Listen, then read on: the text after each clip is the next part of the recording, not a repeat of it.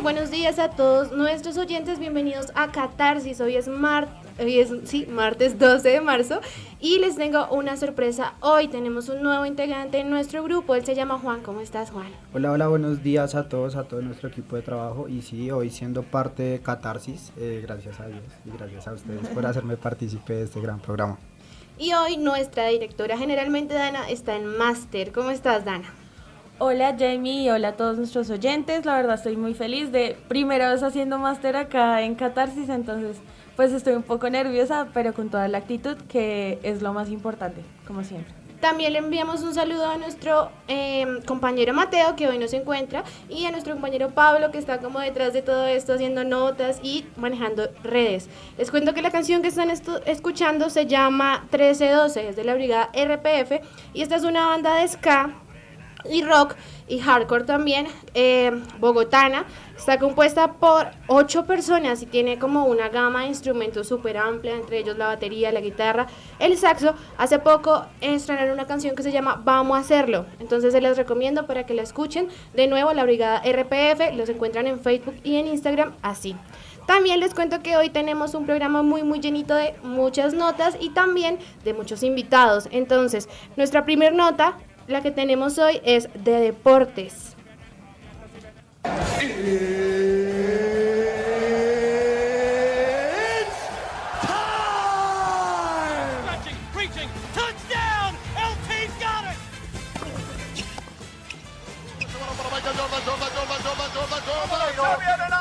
¡Se viene el colombiano!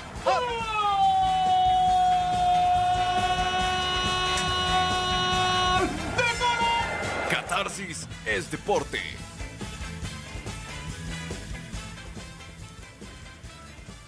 Bueno, y hoy la sección deportiva está dirigida para los amantes del fútbol, y es que, como todos sabemos, los octavos de final de la Champions se están desarrollando la semana pasada y esta semana. Se vieron ya 4 de los 8 encuentros de los octavos de final de la Champions. Hoy martes y mañana miércoles se terminarán de conocer completamente los equipos que avanzarán a la siguiente fase. El Manchester United, el Porto, el Tottenham y el Ajax fueron los equipos que avanzaron a la siguiente ronda, dejando afuera al París, a la Roma, al Dortmund y al Real Madrid respectivamente. Esto dejando ver lo fascinante que resultan siendo la Liga de Campeones. Yo les traje un dato súper importante si les gusta la liga, y es que mañana tenemos 2 partidos súper importantes. Bueno, hoy tenemos uno a las 3, que es el de la Juventus contra el Atlético Madrid, y mañana tenemos también a las 3 el del Bayern y el Liverpool, para que estén súper pendientes de la liga y atentos. Además, si no estoy mal, hoy también juega el Manchester City, ¿cierto? Entonces, ¿ustedes por qué le van? Yo soy más como de la Juve, por eso traje ese dato. Sí, es que esta semana se vivirán los 4 encuentros restantes, que, como ya le dijeron, es el Manchester City que enfrenta al Schalke 04, el Bayern Múnich recibe al Liverpool, la Juventus contra el Atlético de Madrid, este que está siendo el encuentro más atractivo de todos, y el Barcelona enfrenta al Lyon. También algo importante que sucedió en deportes como en estos días fue que Zinedine Zidane volvió a firmar contrato con el Real Madrid hasta 2022, y eso también asombró mucho porque, como sabemos, el Real Madrid ha tenido como una época no tan buena después de ser el último campeón de esta liga. Entonces sí, les dejamos estos datos para que estén atentos a todo lo que está pasando con deportes.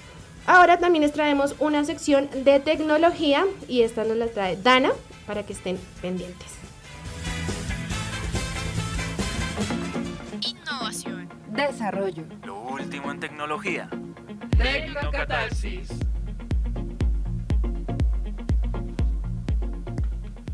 Bueno, en tecnología yo les traigo, y bueno, en realidad les voy a contar una nota que preparó nuestro compañero Juan Pablo. Esta nota se trata de una noticia bastante importante sobre WhatsApp. Ustedes sabían que WhatsApp tiene como existen diferentes aplicaciones de WhatsApp que no son las reales. Sí, conozco una que tiene el loguito azul, es idéntico pero azul. Así es. Bueno, pues les cuento que esta WhatsApp, la red de mensajería instantánea, anunció que suspenderá temporalmente las cuentas de otras versiones de la aplicación, como lo son WhatsApp Plus, que son aquellas que no son como legales o las oficiales, y GV WhatsApp, ya que, bueno, según las declaraciones de la compañía, violan el servicio. Y digamos que para aquellos que tienen esta aplicación y no lo saben o creen que estas aplicaciones tienen diferentes funciones como diferentes al WhatsApp original. Y es que, digamos, permiten que no se vea la última conexión, que no se vea el escribiendo, como este tipo de opciones. Sin embargo, si usted tiene estas aplicaciones, debió haber recibido un mensaje dentro de la aplicación que le notifica que su cuenta será suspendida temporalmente. Así que por esto mismo usted debería como ya quitarla e instalar el WhatsApp oficial, no sin antes hacerle pues la actualización de los datos y la sincronización de todas las conversaciones. Las características exclusivas de WhatsApp y GB WhatsApp es que los usuarios podrían además personalizar esta interfaz, digámoslo así. Pueden quitar, como les decía, los chulos azules, pueden quitar el escribiendo y además pueden generar, digamos que, ocultarle ciertas cosas a ciertos contactos. Entonces, pues esta es como la alerta que dio WhatsApp frente a aquellos que están utilizando estas aplicaciones no originales. Igual, pues si usted tiene esta aplicación, no se preocupe porque si usted instala la correcta, o sea, como la original, por decirlo así, WhatsApp no le va a generar ninguna multa ni nada. Digamos, yo tengo un dato súper curioso y es que WhatsApp la compró Facebook y es una de las compras más caras en relación con tecnología y costó 19.000 millones de dólares. Fue una de las compras más costosas. Así que si tienen algo que esconder, es mejor que utilicen la versión original Sí. para que no tengan ningún problema. Para que no les cierren la cuenta. Además, que según dice WhatsApp, digamos que la decisión también se tomó por seguridad de los usuarios. Estas aplicaciones no cuentan con la misma seguridad en cuestión a datos, en cuestión a tener como una restricción en las conversaciones y demás. Entonces, pues por esto mismo también toma la decisión WhatsApp. Y bueno, esa fue la decisión. También queremos recordarles que estamos en redes sociales como ACN, así nos encuentran en Facebook y en Instagram. Y en unos momentos vamos a estar leyendo todos sus comentarios sobre nuestro tema del día, que hoy es movilizaciones. Entonces, para que se conecte a través de nuestras redes sociales, recuerden que siempre hacemos un en vivo por ahí para que nos escuchen. Ahora nos vamos a una pausa institucional y ya regresamos.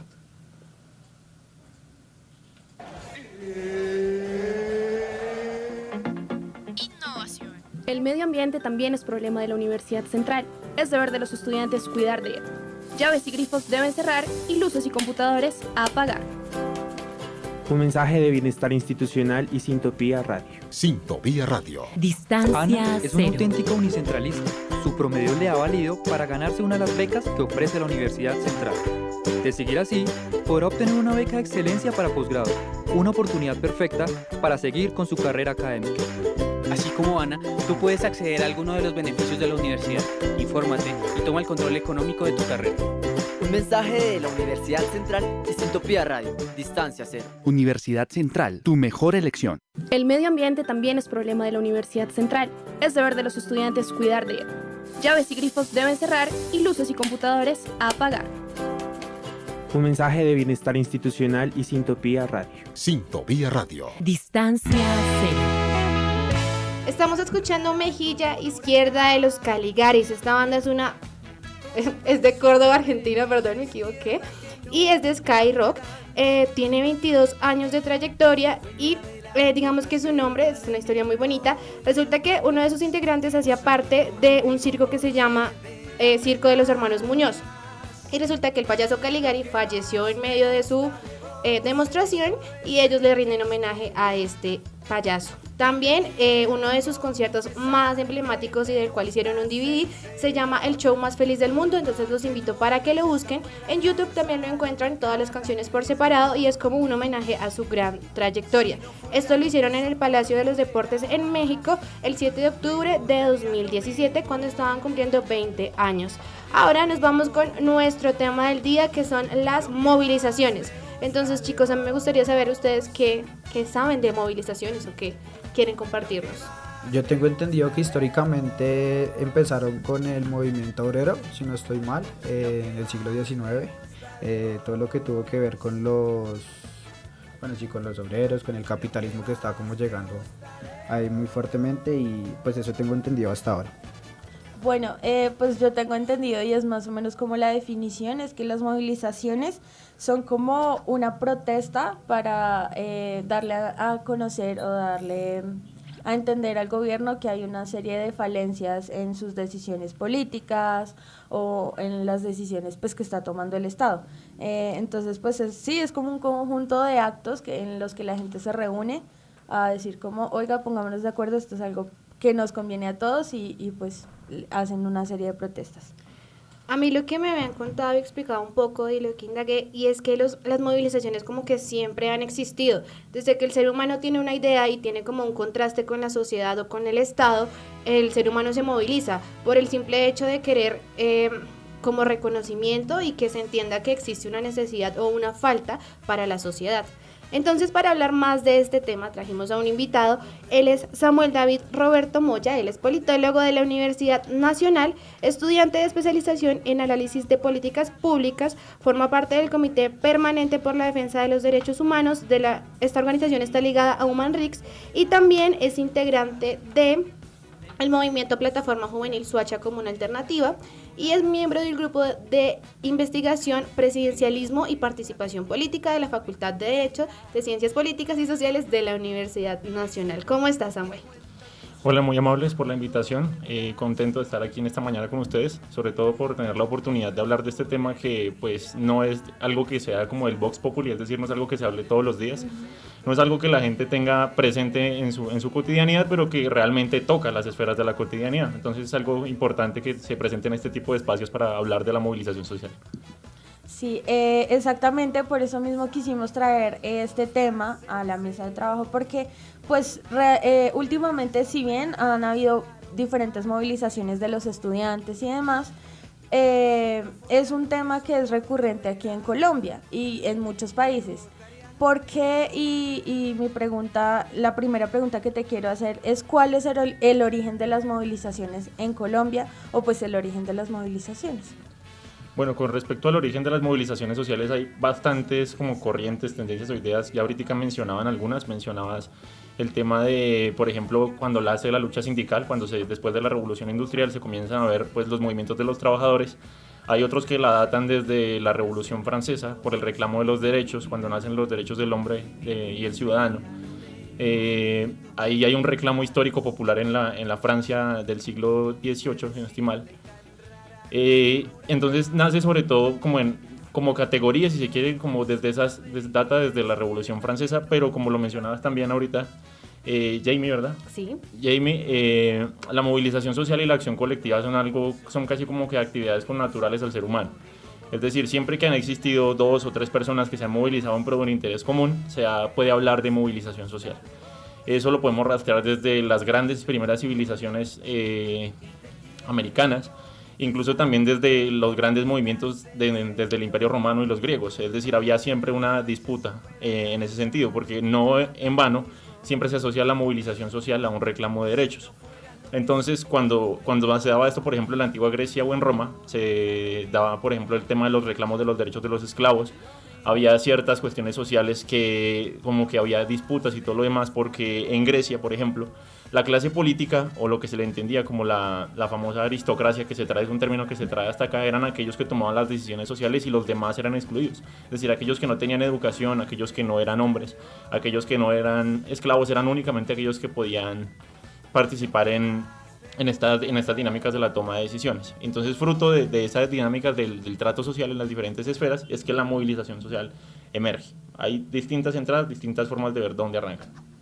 Bueno, con relación a la pregunta que acabamos de hacer, nos contactamos con un antropólogo que se llama Andrés Reyes. Él es profesor de la Universidad Javeriana y lo hicimos con el fin de que nos diera un contexto histórico de las movilizaciones en Colombia. Los movimientos sociales en Colombia han sido bastante variopintos, ¿sí? Empezando por el mismo movimiento campesino, ¿no? Hay campesinos que defienden una parte de la tierra, que tienen entendido defender otra. El movimiento indígena, el movimiento estudiantil. Hacia mediados de 1960 en Colombia se pensaba que la única manera que se podía protestar era teniendo un fusil a la mano, ¿no? Entonces, pues de ahí el surgimiento también de los grupos armados o guerrillas.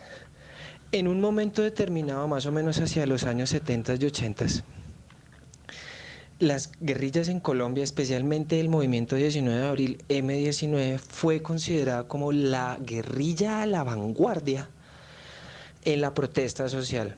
¿Sí? Esto todo ha tenido una transmutación. Entonces se desvirtuaron los movimientos armados como la única forma y legítima forma de protestar y de exigirle al Estado y de exigirle al gobierno. Han cambiado, han tenido una transfiguración gigantesca. El mismo movimiento estudiantil de Manuel Ancísar no es el mismo que el del movimiento del estudiantil del 2011. Y por ende han cambiado sus formas y sus maneras de exigir y de seguir la lucha por medio de la manifestación y del movimiento popular. Creo que es muy importante también hacer entender que las movilizaciones sociales no se pueden dar así porque sí, sino que hay un grupo determinado de personas y de seres humanos aconglomerados en una exigencia única, bien sea la educación, la mejora de la economía, la salud, la libertad, etc. A esto se le llaman movimientos sociales. Ningún movimiento, ninguna protesta o ningún movimiento surge sin que se tenga una idea política o esta esté centrada bajo una idea política. ¿Qué sucede? En Colombia tenemos muchos movimientos, pero el que más ha perdurado, porque en el único país en el mundo donde se sale a clamar por la paz, a pedir como, oigan, dejen de darse ustedes dos ahí y miren a ver si dialogan, es en Colombia. Aquí todos, absolutamente todos, los de derecha y los de izquierda pertenecemos a ese movimiento, que se llama el Movimiento por la Paz de Colombia. Es en el único país en el mundo, Jamie, donde se sale a exigir por la paz. Bueno, ya saben que todos formamos parte de un movimiento y es importante decir como que en esta época en la que estamos viviendo ya no se puede dar más bala, ya es como el momento de recapacitar y de generar más cambios. Precisamente esto que nos cuenta el antropólogo Andrés Reyes, tiene mucho, bueno, lo tomo yo por el lado de todo lo que ocurrió en el proceso de paz, que aún ganando el no en la consulta de plebiscito, la gente salió a marchar y a decir, no importa, o sea, es necesario que se llegue a un acuerdo, y pues esto es como más o menos la importancia que cobran también las movilizaciones en este sentido, ¿no? En darle como de verdad una reinvención a la realidad colombiana. Exactamente. Bueno, definitivamente yo también creo que aquí hay algo cultural y social que hace que, como lo dijo el antropólogo que nos hablaba ahorita, lleve a que Colombia sea uno de los pocos países que tenga que hacer un plebiscito, una exigencia por la paz, ¿no? Entonces eso también es como para tenerlo en cuenta. Bueno, vamos con la siguiente pregunta para nuestro politólogo. Bueno, Samuel, a mí me gustaría saber cómo han cambiado los movimientos sociales en los últimos años. Es decir, si los motivos para generar la movilización han cambiado. Bueno, ya lo escuchaban un poco con respecto a lo que mencionaba el antropólogo Andrés Reyes, es decir, la movilización social en Colombia siempre ha tenido una matriz histórica que es estar ligada como a los temas políticos. Uno, por un lado, el otro está el tema de la tenencia de la tierra. Tenencia y uso de la tierra es digamos, uno de los temas históricos a los que se ha generado el movimiento campesino, por ejemplo. El movimiento por la educación y los derechos civiles ha estado siempre presente, digamos, en el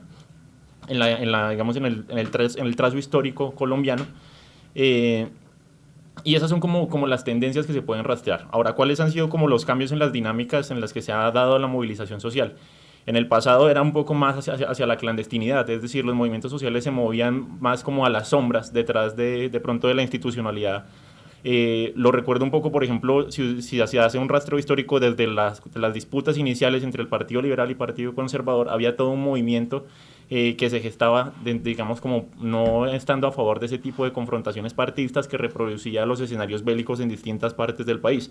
En ese mismo contexto también se comienzan a generar lo que son las autodefensas campesinas. Se destaca, por ejemplo, la experiencia de los bolcheviques del Líbano. Aparecen figuras, por ejemplo, en el escenario político como María Cano, personajes así que comienzan como a sonar en el tono, pero siempre desde como un lugar aislado a la estatalidad, es decir, pareciera que la protesta se daba desde dinámicas externas a lo que era el Estado y a la institucionalidad, es decir, casi siempre, él mencionaba el caso del movimiento estudiantil de Manuel Ancísar, yo soy estudiante de la Universidad Nacional y es un tema que bastante nos toca a nosotros, y sobre todo porque nosotros conmemoramos año a año el 8 y 9 de junio el Día del Estudiante Caído, memorando como estos días en los que se dieron manifestaciones políticas importantes desde los estudiantes, no solo por el reclamo a la educación, sino por un reclamo también por la paz, es decir, la lucha estudiantil siempre ha sido como un eje transversal. Los estudiantes en el 2013, 2014 nos movilizamos por el paro agrario, más adelante nos movilizamos por otras luchas como por ejemplo el sector de la educación respaldando a FECODE y cosas así.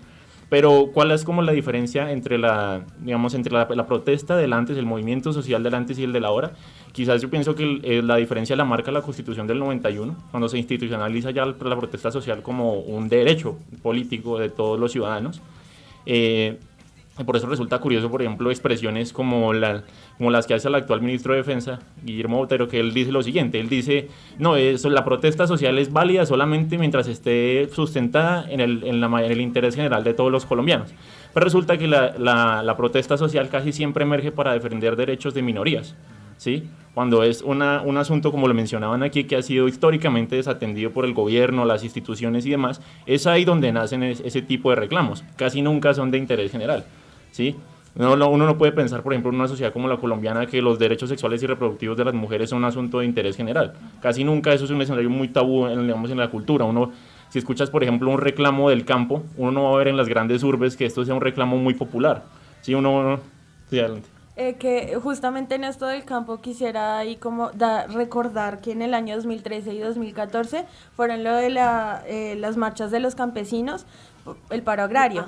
Entonces se vio, digamos que se centraron los medios en este paro y se mostró de verdad la importancia que tenía pues este paro, ya que se originó debido a las consecuencias que generaron las políticas de internacionalización y que pues daban como consecuencias, además daban como un cese a las actividades agrarias, entonces estaban un hecho como...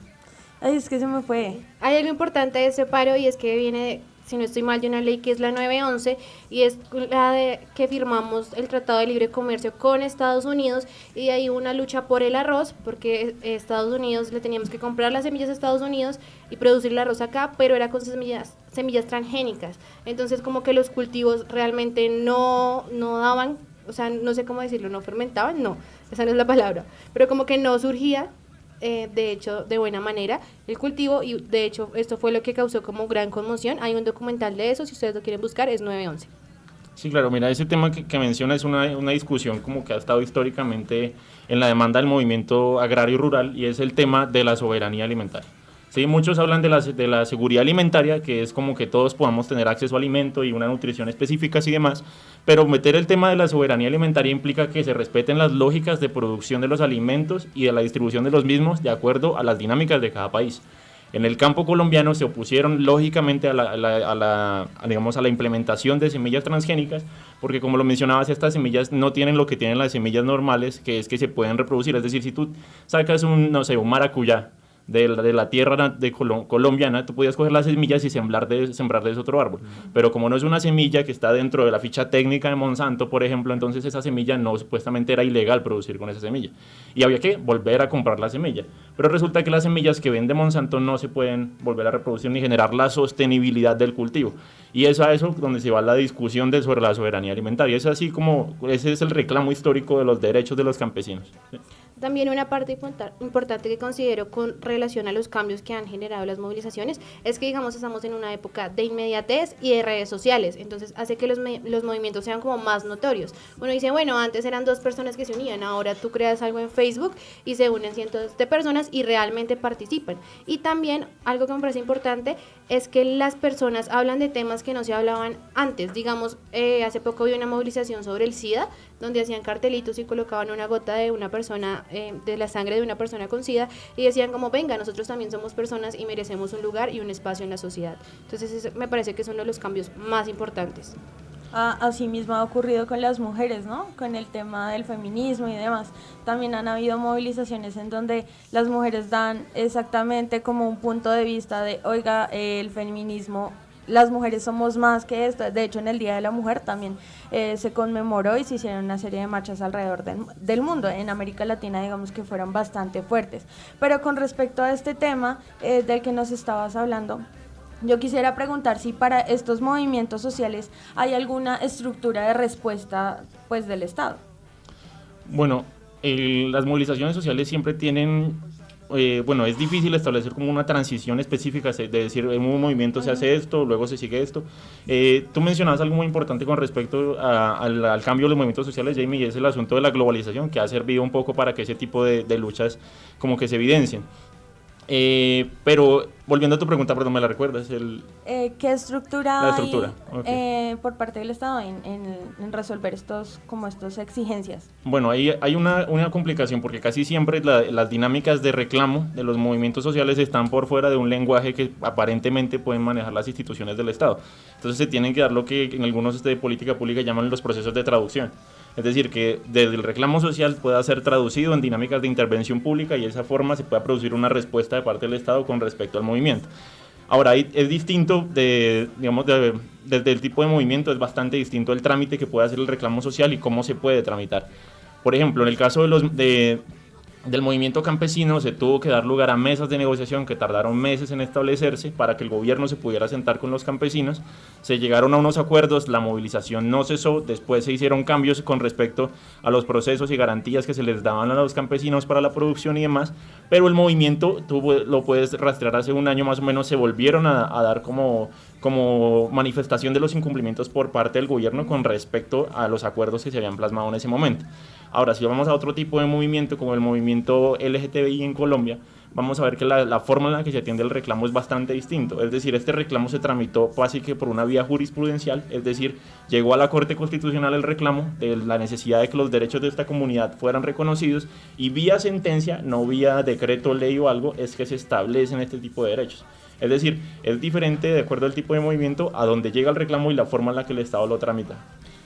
Y con respecto a las comunidades indígenas, que también como hay una constante falla en el cumplimiento de los derechos humanos de estas comunidades, ¿cómo es el proceso?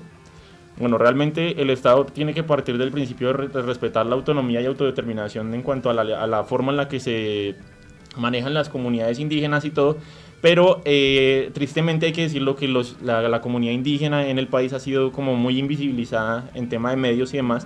Tristemente nos enteramos es cuando ya pasan algunas cosas bastante radicales y donde las comunidades indígenas han sido históricamente excluidas. Conozco la experiencia, por ejemplo, de los indígenas de Guayú, en las comunidades en Galera Zamba, que tuvieron un problema con respecto a la producción de la sal con las transnacionales.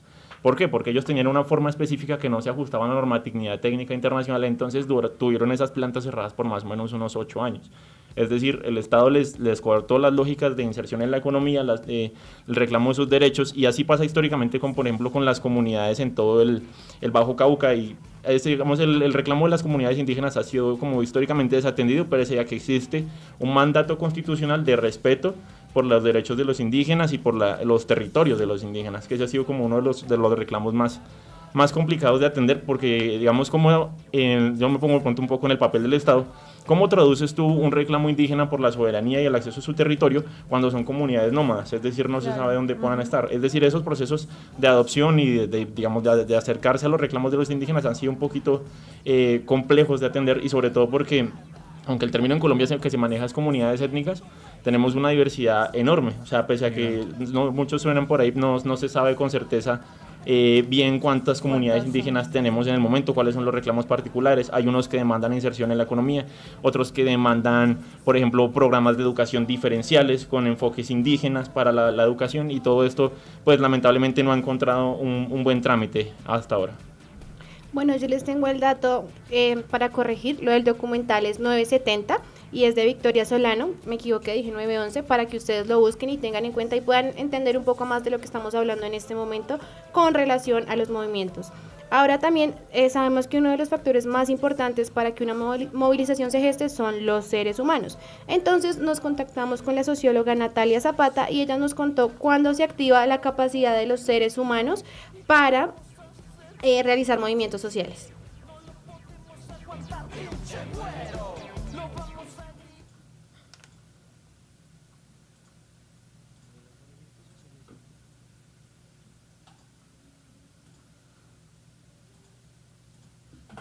¿No?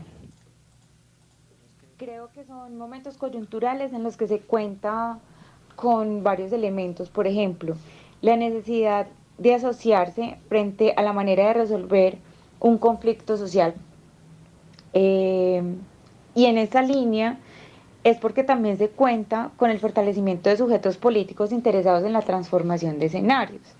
Es decir, se cuenta con actores capaces, con actores conscientes de una problemática específica en la que se encuentran inmersos. Hay una conciencia de colectivo, una identidad compartida frente a una realidad que es necesario transformar. Asimismo, un movimiento societal cuenta con un proyecto que pueda ser una apuesta para la transformación de escenarios y que además sea viable y pueda tener resultados. Esos son como a grandes rasgos los elementos que puedan activar la capacidad de movilización social ciudadana.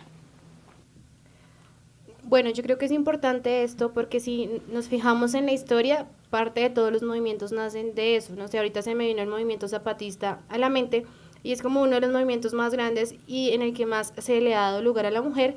Y esto es por la lucha de que los escuchen, les generen garantías, que haya educación, que haya alimentación, que haya salud. Y son cosas, digamos, el movimiento zapatista nace del TLC que se firmó México con Estados Unidos y Canadá. Entonces son cosas que de cierta manera las políticas creen que son mínimas, pero que afectan demasiado a la comunidad y de allí también nace la grandeza de los movimientos. Bueno, yo quisiera complementar un poco la opinión de la socióloga. Me parece muy importante este tema con respecto a cómo se gesta el origen de movimiento social, porque dependiendo de las coyunturas específicas de las que nazca, podemos hablar de que el movimiento perdure en el tiempo o que se quede o se agote específicamente la coyuntura. Es decir, esas dos dinámicas pueden converger y darse en las dinámicas de movilización social. Por ejemplo, en el caso del movimiento estudiantil, uno podría decir que de las marchas recientes del año pasado y de lo que va corrido de este año, este movimiento se gestó específicamente por la coyuntura de un ajuste necesario en la base presupuestal de las universidades para garantizar el derecho a la educación pública. Entonces, ahí está un reclamo efectivo que gestó la coyuntura, pero ese reclamo no nace en ese momento en el que inician las marchas, sino es un detonante que viene específicamente y se puede rastrear desde más atrás del 2011, cuando nace la Mesa Amplia Nacional de Estudiantes, la MANE, que es otra experiencia de movilización estudiantil bastante conocida. Entonces, desde ahí se comienza a gestar la necesidad de una reforma al derecho a la educación superior. Y desde ahí se va alimentando y el problema va creciendo y se va gestando. Es decir, los problemas sociales y la movilización social en sí misma también son incrementales, van cambiando y se van evolucionando. No se agotan. Aquí lo había mencionado bastante el tema, por ejemplo, los derechos de la mujer. La cuestión por el reclamo de la participación política de la mujer, eso se puede rastrear incluso, como lo mencionaba atrás, desde la Revolución Francesa. Es decir, las mujeres siempre estuvieron como metidas ahí en el cuento político, pero no se les daba el adecuado reconocimiento y participaron. Si uno va a las gestas de independencia, no en vano también se reconoce como próceres a Policarpa Salabarrieta, por ejemplo. Es decir, las mujeres siempre quisieron tomar un papel activo en la política, pero solo se gestó la ventana de oportunidad por el reclamo de los derechos civiles y políticos de las mujeres más o menos a mediados del siglo XX. Es decir, desde ahí es cuando ya se da el boom y comienza en todos los países de Latinoamérica, en el caso de nosotros bajo el gobierno de Rojas Pinilla, cuando se da por fin el acceso a la mujer a la participación democrática y política. Es decir, todo movimiento social sí se gesta en efecto con una coyuntura, pero también se produce en términos incrementales, hasta que llega a lo que en política pública se le denomina una ventana de oportunidad, que es el momento en el que el reclamo se hace visible y expreso y logra llegar a acciones de movilización social. Pero el movimiento como tal tiene dos facetas, una que se da en plano coyuntural y la otra que se va manteniendo en el tiempo. Es decir, el movimiento social ahorita, por ejemplo, lo que les mencionaba, el movimiento de los estudiantes no se agotó con las marchas, ni se agotó con la firma del acuerdo. Ahorita existe una mesa, existen nuevas organizaciones sociales de estudiantes que están trabajando y camellando desde las sombras del estudiantado global este tipo de reclamos y tramitando que se dé el efectivo cumplimiento a los reclamos que han hecho. Y esa es también otra novedad que se puede atribuir a los movimientos sociales de ahora, que cuentan de pronto con un espacio democrático para poder llevar sus reclamos y la vigilancia de que en lo que en efecto se acordó se alcance. Es decir, se puede hacer una veeduría constante. No en vano, por ejemplo, está sonando otro paro de FECODE, porque el reclamo con los estudiantes y los docentes por la educación secundaria, básica y primaria está también todavía latente y necesita cambiar. Es decir, el problema social no se agota nunca, sino va cambiando y se va transformando. Los reclamos sociales que hacían las mujeres a mediados del siglo XX son totalmente distintos a los que hacen hoy. Bueno, Samuel, a mí me gustaría saber también cuáles son los detonantes de las movilizaciones y pues cuál es su impacto en la sociedad. Aparte de eso también, saber si la política siempre está arraigada a estos movimientos sociales históricamente. Bueno, ¿cuáles son los detonantes? Habría que como que mirar de que cada movimiento social en particular tiene un detonante específico, como lo mencionaba ahorita, y es cuando se construye lo que les mencionaba como una ventana de oportunidad o una coyuntura particular. Es decir, en el caso, por ejemplo, de la MANE, en el 2011, lo que se gestó fue la reforma a la ley de la educación, que estaba pues más tendiente como hacia la privatización de la misma en diversas áreas, investigación, extensión, posgrados y demás, eran como la ruta hacia privatizarla. Entonces, obviamente, esa coyuntura demandó de un movimiento de acción específica en ese momento. Si no se hacía algo ahí, no se hacía, mejor dicho. ¿Sí? Ya se perdía, por ejemplo, la oportunidad para que esa reforma se pudiera tramitar de otra forma y que se buscara, pues, en efecto, respetar la autonomía universitaria y los derechos y el derecho de los estudiantes a recibir educación pública gratuita y de calidad, que es el reclamo histórico, pero que todavía no se ha alcanzado y se mantiene. Entonces los detonantes básicamente son coyunturas que nacen de decisiones públicas o nacen de un problema social que se hace intramitable. Es decir, no hubo, por ejemplo, en el caso de las mujeres, no hubo una decisión pública que las excluyera. Era una condición social histórica que se venía reproduciendo y eso fue lo que detonó en específico que se viera un reclamo. Es muy icónico el caso, por ejemplo, de Rosa Parks por los derechos civiles en Estados Unidos, de los del movimiento afro por los derechos civiles. Esta mujer fue, digamos, un icono, no solamente, muchas veces se habla solamente de Martin Luther King y Malcolm X, pero esta mujer fue muy importante para los derechos. De hecho, lo que hace ella es lo que detona ese movimiento, que es ella dice, no, yo no me voy a quedar en la zona que es para negros en el bus, sino me voy a donde están las sillas, que es la zona de blancos, y yo me siento porque yo como mujer, como ser humano, tengo derecho a viajar cómoda. Y las sillas están ahí, independientemente de que yo sea blanco o negro, tengo derecho a viajar cómodo en el transporte. ¿Sí? Entonces ella hace eso y obviamente todo eso tiene un proceso de resistencias, es decir, siempre hay resistencias, como lo mencionaba el antropólogo, siempre que emerge, y la socióloga también, cuando emerge un problema político, siempre un movimiento social, siempre hay tensión política. ¿Por qué? Porque necesariamente el reclamo que yo hago se mete con los intereses de alguien más. Es decir, hay alguien al que sí le suena, por ejemplo, que los indígenas no puedan tener acceso legítimo a su tierra y sus territorios, porque, por ejemplo, ahí no sé, hay una zona de explotación petrolera, entonces me sirve más. ¿Sí? Hay alguien que no le suena a los movimientos, por ejemplo, el movimiento ahorita que está muy sonado, que es el movimiento Ríos Vivos, por el tema de lo que está pasando con Hidroituango. Hay gente a la que no le suena que se mantenga la autonomía de las comunidades a través del desarrollo ribereño, no le suena eso, le suena más bien de la producción hidroeléctrica. Es decir, eso siempre existe una tensión política alrededor de cómo emergen los problemas públicos que se detonan en movilización social. Siempre existe, digamos, ese tipo de dinámicas y así como que se han reproducido. No sé si con eso ya respondí a tu pregunta o... Sí, vale, muchas gracias. Bueno, y precisamente frente a esto que tú acabas de nombrar de los intereses políticos, muchas veces el gobierno ve el cumplimiento como de estas exigencias como algo a largo plazo, no lo toma, digamos que de inmediato. Yo quisiera saber cuáles son las medidas como adecuadas para que el gobierno de verdad tome en cuenta la petición de la comunidad o del pueblo. Bueno, para el caso colombiano yo pienso que las medidas adecuadas de las que se pueden dotar los movimientos sociales son precisamente los recursos que los ha dado la Constitución para esos medios. Porque muchas veces, lamentablemente, uno puede hablar hoy por hoy con mucha gente y de preguntarle, venga, ¿usted sabe qué fue la séptima papeleta? Y la gente no lo maneja, no lo entiende, digamos, no está en el imaginario común que gracias a la introducción de la séptima papeleta entramos en la Asamblea Nacional Constituyente y de ahí nace la Constitución del 91. Y de la Constitución del 91, de entre otras cosas que participaron entre esas mayoritariamente el M-19, ya como movimiento político y no como movimiento armado al margen de la ley, como lo llaman, es de ahí donde se comenzaron a crear todos los instrumentos y mecanismos para que se pudiera defender en efecto los derechos y la movilización tuviera otro propósito, otro soporte. Se crean mecanismos como la acción popular, como el cabildo abierto, se crea la acción de tutela para defender derechos fundamentales, es decir, existen muchas estrategias que la Constitución y dota sobre todo para que los movimientos y las personas individualmente, si así lo quieren, puedan reclamar derechos. Y eso es por vía constitucional y sobre todo por los fallos que emite la Corte Constitucional se pueden hacer extensivos a cualquier persona que pueda estar pasando por la misma situación. No en vano vimos hace como unos 2 o 3 años casos en los que se dio la famosa tutelatón, de que varios estudiantes de algunos colegios presentaron tutelas por respecto al mismo tema específico de esa atención en universidades y demás.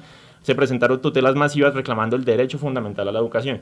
Y lo que hay que decir es que el derecho a la legítima protesta pasa por muchos otros derechos que son fundamentales. La Constitución se aclara, al derecho a la protesta se puede limitar en casos que la ley establezca, pero lo que no se puede limitar, salvo en estados de excepción, por ejemplo, es el derecho a la libre locomoción, a la libertad de asociación y a la libertad de expresión, que son derechos sí o sí fundamentales para que pues, el derecho a la protesta se pueda dar. Y hay mecanismos, lo que te digo, a los que la gente puede apelar. También hay oficinas de veeduría ciudadana, existe la personería del pueblo, todo lo que es el Ministerio Público está ahí para que se hagan los reclamos con respecto a las decisiones públicas y al actuar del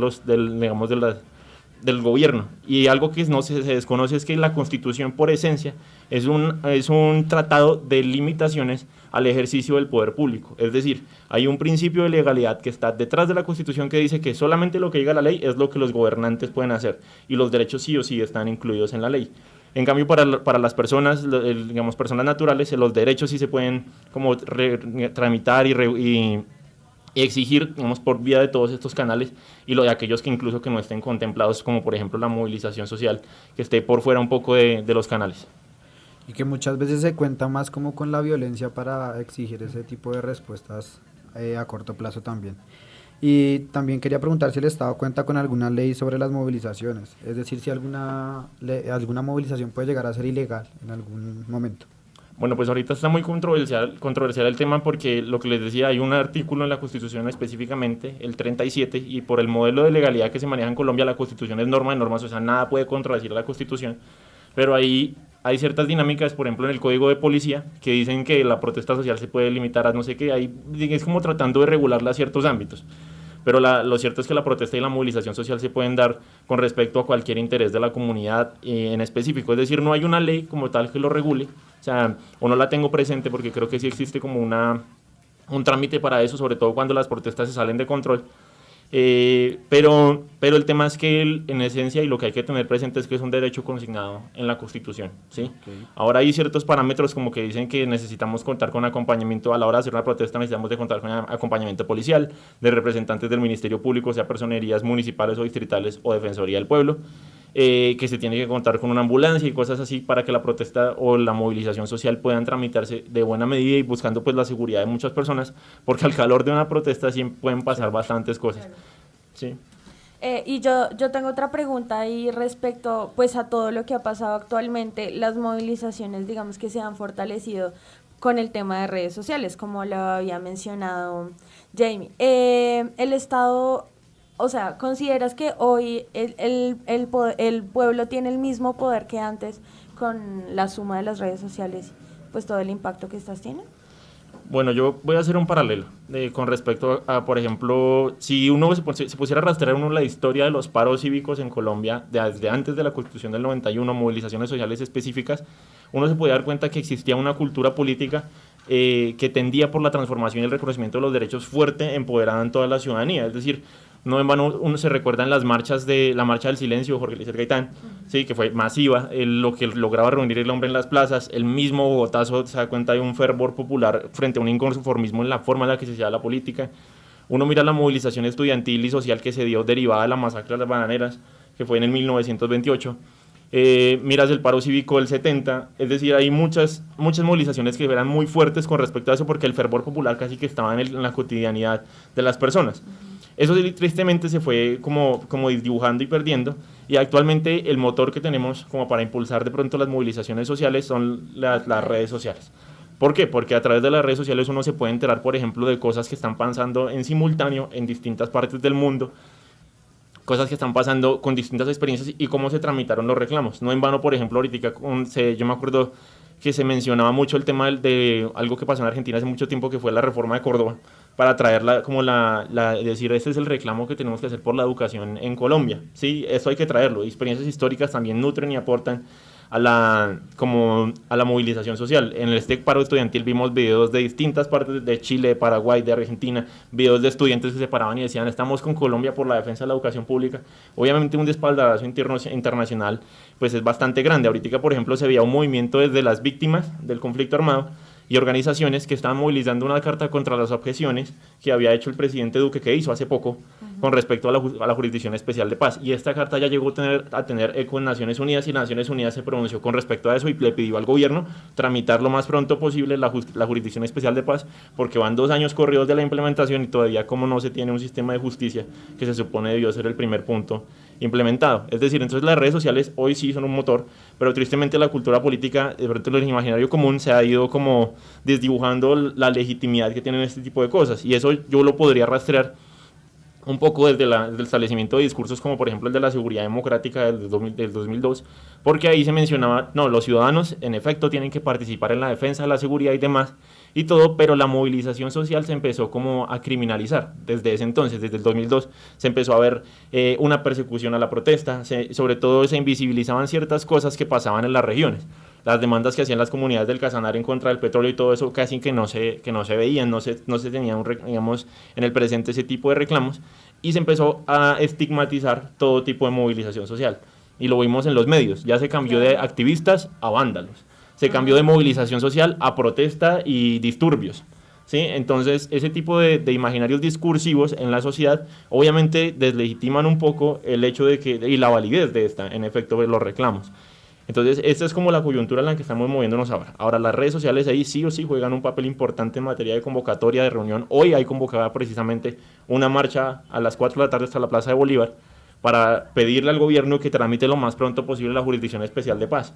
Es decir, se está convocando y se movió, y eso no fue una cuestión inmediata. No estoy hablando de hace 2 días, 3 días que se dieron las objeciones del presidente y ya hoy se está convocando una movilización. ¿Sí? Entonces eso quiere decir que obviamente las redes sociales obviamente tramitan un poco todo este tema de una forma mucho más rápida. Es decir, cuando ocurren las masacres de las bananeras, obviamente se tardan, por ejemplo, 1 o 2 meses en poder sentirse ese reclamo en Bogotá y hacerse una movilización acá, que entre otras, en esa movilización muere Gonzalo Bravo Pérez, un estudiante de la Universidad Nacional. De hecho, es por eso que se conmemora también el 8 y 9 de junio, el Día del Estudiante Caído en la Universidad Nacional y las universidades públicas en general.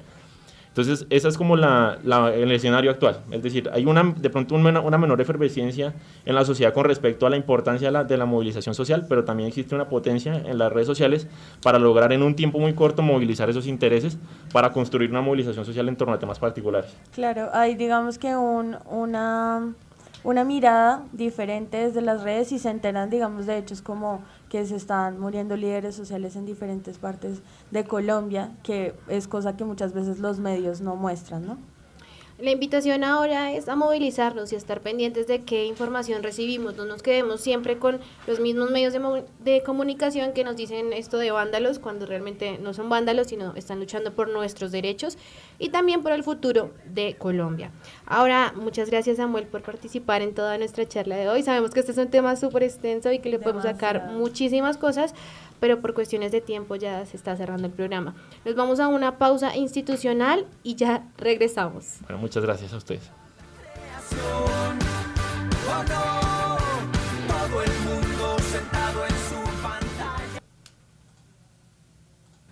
Amiga, no hay nadie en el salón. ¿Dónde están? La profe mandó correo que no había clase.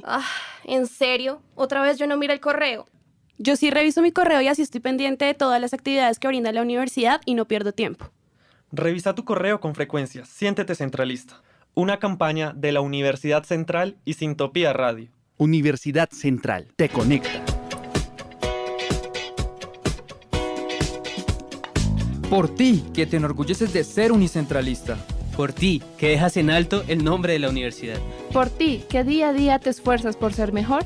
Por ti y por todos los que creemos en este proyecto, se construye el nuevo campus de la Universidad Central. Un complejo académico con diseños modernos, zonas verdes, salas interactivas, espacios culturales, del cual no querrás salir. Visita la página de la universidad y conoce más sobre el proyecto campus. Universidad Central, tu mejor elección.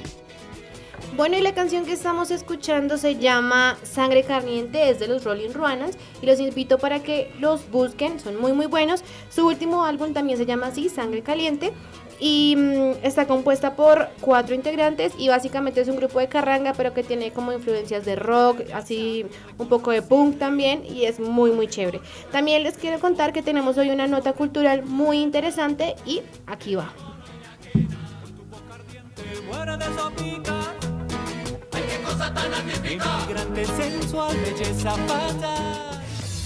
Culturízate en Catarsis.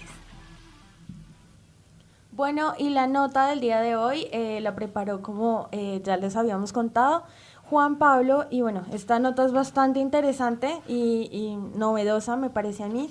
Y bueno, es que abren el primer hotel nudista en Colombia. Este hotel se llama The Naked House, está ubicado en Nemocón, municipio de Cundinamarca, a 45 minutos de Bogotá.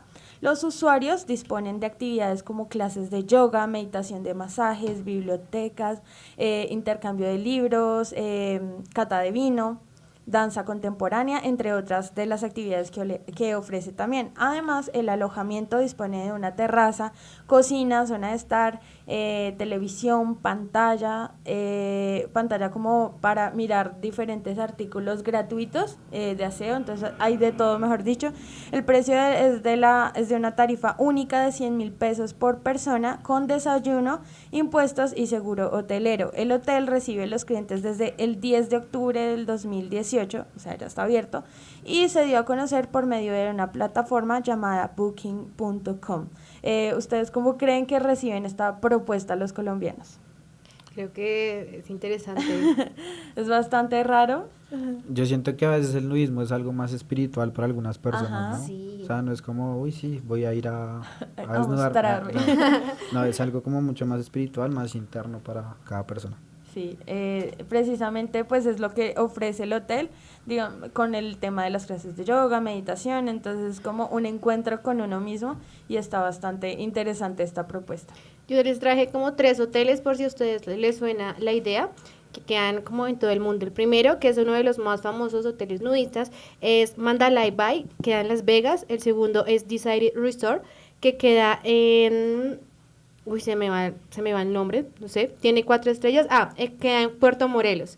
Y el último es el Hotel Victor, que está ubicado en Miami. Entonces, para que usted vaya y visite y descubra todos los hoteles de desnudos que hay en el mundo. También tenemos una nota internacional, esta nos la trae Juan, nos vamos con ella. Entérate de las noticias del mundo en Catarsis. Bueno, y la nota internacional de hoy es lamentable y es el accidente aéreo que surgió en Etiopía, y es que el día domingo un avión comercial de la compañía Ethiopian Airlines con 148 pasajeros y 8 tripulantes se estrelló, perdiendo contacto a los 6 minutos de su despegue, y lastimosamente no hubo ningún sobreviviente. En el vuelo regular que se desarrollaba en suelo etíope viajaban personas de 35 nacionalidades diferentes, entre ellos funcionarios de la ONU, los cuales se dice que eran intérpretes independientes que se dirigían a la Asamblea de las Naciones Unidas para el Medio Ambiente en Nairobi, capital de Kenia, en África. Creo que este fin de semana como que estuvo lleno también de accidentes aéreos. También ocurrió uno acá con una avioneta que iba de San José hasta Villavicencio. Entonces, y con respecto a la noticia que nos traes, la aerolínea, varios países que tienen como esta aerolínea cancelaron los contratos que tenían con ellas, porque creo que ya hay como un rastreo de que sí tienen como un déficit en el vuelo. Precisamente les iba a dar un dato, y es que, bueno, este suceso, digamos que saltó un poco las alertas en Wall Street, pues los inversionistas castigaron con dureza a los creadores pues de estos aviones. Tras conocer el modelo del mismo, Boeing es la empresa que precisamente hace estos aviones, es una multinacional estadounidense que diseña y fabrica estos. Se dio a conocer que en este tipo de aviones también perdieron la vida 189 pasajeros en la aerolínea Lion Air en el pasado mes de octubre. Entonces, por esto mismo, pues empezaron como a muchas empresas, muchas aerolíneas empezaron a quitar los contratos con esto, y pues las acciones de esta firma, digamos que se mostraron bastante caída, hubo una pérdida del 12%, lo que equivale a 22.000 millones de dólares. Entonces, pues es una bajada muy grande en Wall Street. Bueno, un abrazo para todos nuestros oyentes, para toda la mesa de trabajo. Fue un gusto estar acá hoy. Esperamos que hayan disfrutado un montón el programa y que se conecten todos los días de 11 a 12 con Catarsis. Los dejamos con una canción que se llama Ciegos Corazones de Televit con los Petit Felas. Y recuerden que les habló Jamie Gordillo. Un abrazo, y hoy el clima está rarito, entonces saque sombrilla.